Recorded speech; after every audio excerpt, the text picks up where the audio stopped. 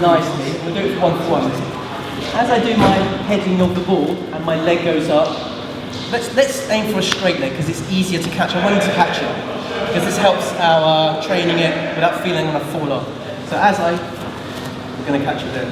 And then finally he's going to, if you feel like, oh, it's too much, you can let me go, nice, good, yeah. And what you actually want when you do the flying armbar is eventually he will do this and he's going to fall and you will end up doing this. We're going to get there hopefully. Right. But for now, if you can do the jumping guards safely, that's a good start. A lot of people do it anyway, right? At blue belt high. White belt, you're not allowed to do this in competition. We're just moving around. We're going to throw the leg up. Remember to head the ball. Okay? And then he does it on me. Alright guys? 1, 2, 3. Like that, I mean.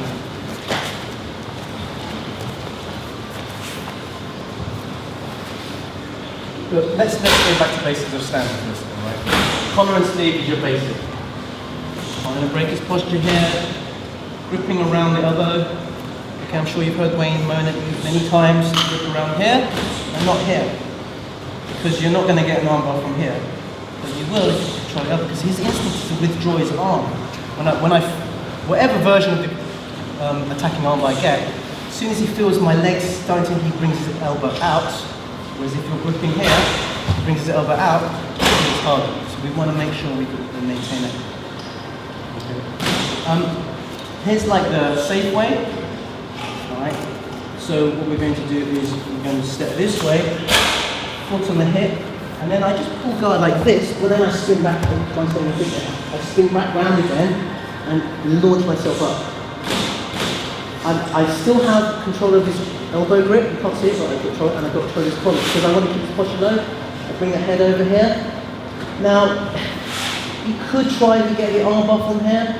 The more experienced the person you do this against, the more he's going to get, I'm going to stack the hell out and get mine. So my advice is to immediately go for the underhook and bring it to the ground and then start attacking from here. Right? So that's pulling the guard using the elbow side foot.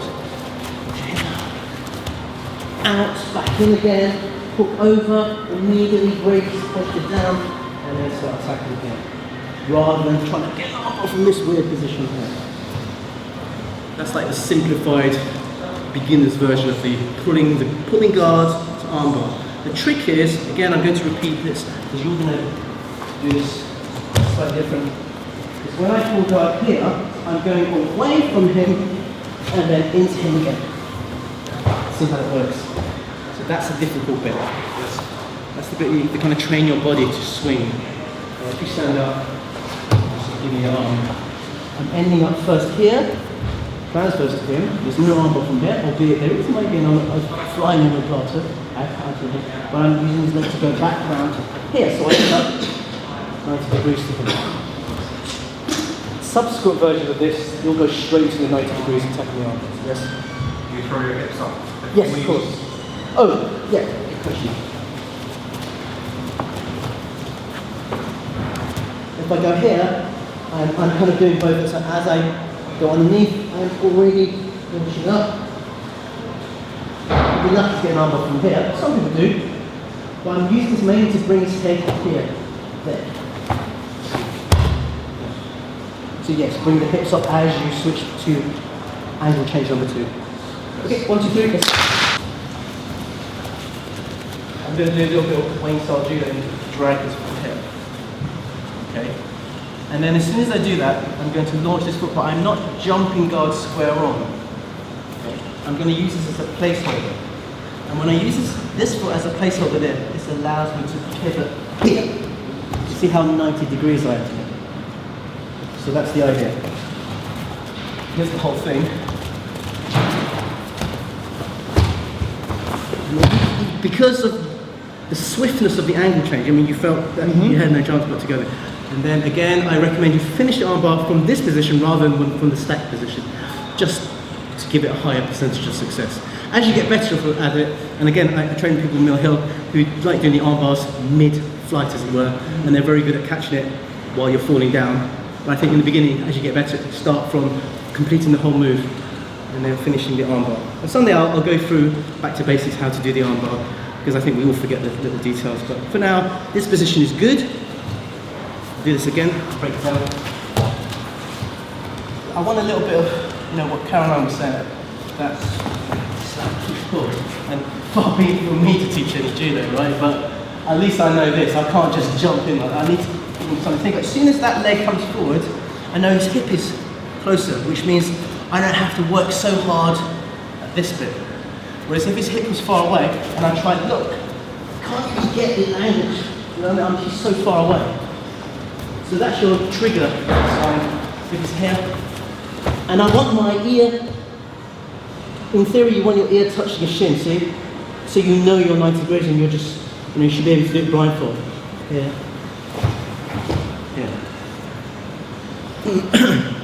As opposed to being too square on. I do want you to, as you swing the leg up, use my leg here as a pivot point to land 90 degrees. And if you can get your ear around about shin level, then you know in the perfect sweet spot where you can attack the arm. Does that make sense, guys?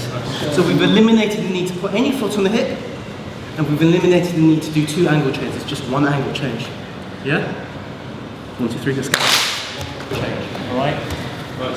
Now, pulling guard armbar can go wrong by the mere fact that he knows his arm is threatening, he just puts his arm in place. So say I do everything right, do my little learn from Wayne how to do the sushi, learn how to pull. Found the angle, and I'm spinning around, but he doesn't give me the arm. Okay, I'm in trouble now, but not really. I've still got collar, I've still got sleeve, and I've broken this posture temporarily. All is not lost. See this leg here? Goes underneath. Close guard, and start fighting close guard. Because after all, you were pulling guard anyway. You better be good at close guard if you're going to pull guard. Don't tell me you don't know how to do close guard if you chose to pull guard. So I've got what I want, right? And then we can start playing. It's just that I wanted to go for the armbar because, hey, I don't really want to do a 5-minute match because I'm old.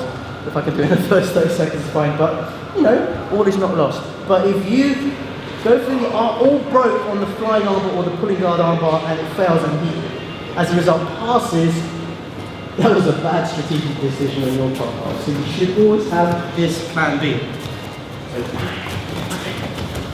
Attack, no, knee first. Open the arm, pull guard, and then start working. You can quite see it already. Let's do it. Hold. Okay, I'm trying to do the armbar with this knee. And look how I use my heels to climb up. Keep his posture. And then we start playing, okay? Alright, 1, 2, 3, let's go. People do it badly. So if you're going to do it properly, or at least be aware of someone who's going to do it on you. And if they do it badly, then it's their fault. But if you didn't see it coming, then it's kind of your fault.